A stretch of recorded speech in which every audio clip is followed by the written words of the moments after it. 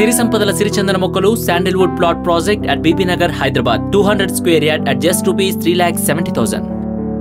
గత కొన్ని నెలలుగా టీడీపీ ప్రభుత్వంపై అనేక రకాల విమర్శలు వస్తూనే ఉన్నాయి. అందులో భాగంగానే ఆంధ్రప్రదేశ్ రాష్ట్రం అవినీతిలో కూరుకుపోయిందని, ప్రభుత్వ కార్యాలయాల్లో ప్యూన్ నుండి ఉన్నత స్థాయి అధికారి వరకు అందరూ అవినీతి చక్రంలోనే తిరుగుతున్నారని, దీనికి టీడీపీ సర్కారు ఒత్తాసు పలుకుతుందనే ఆరోపణలు వస్తున్నాయి. భూ కుంభకోణాల విషయంలో టీడీపీ ప్రభుత్వం అనుసరిస్తున్న విధానాలపై ప్రజల్లో తీవ్ర వ్యతిరేకత ఉంది.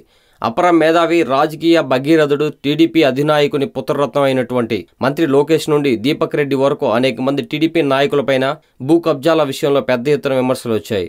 వాళ్ళల్లో కొందరు టీడీపీకి అన్నం పెట్టి బ్రతికించే వాళ్ళు ఉండటంతో టీడీపీ అధినాయకత్వం కూడా చూసి చూడనట్టు వ్యవహరిస్తుందనే ఆరోపణలు బలంగా వినిపిస్తున్నాయి.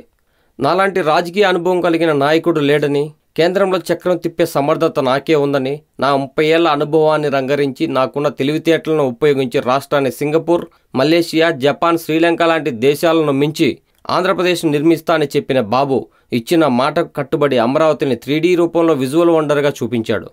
రాష్ట్రాన్ని సింగపూర్ తర్వాత చేయవచ్చు, ముందు అమరావతి నిర్మిస్తే చాలు అనుకుంటున్న ప్రజల ఆశలపై అసెంబ్లీ ఘటన రూపంలో నీళ్లు చల్లాడు.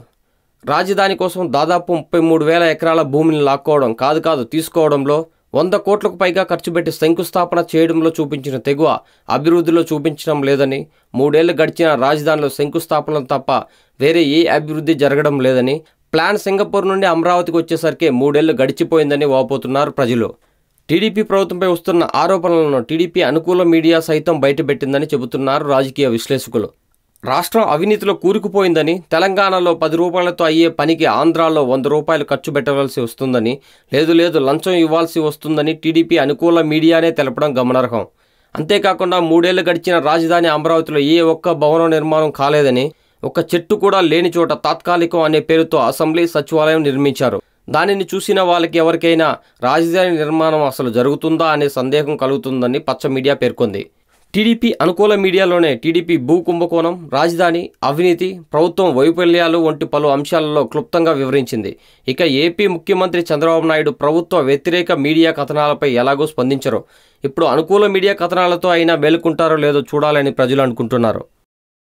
ఈ వీడియో మీకు నచ్చినట్లయితే లైక్ చేయండి, షేర్ చేయండి. మరిన్ని అప్డేట్స్ కోసం మా జనహితం టీవీని సబ్స్క్రైబ్ చేయడం మాత్రం మర్చిపోకండి.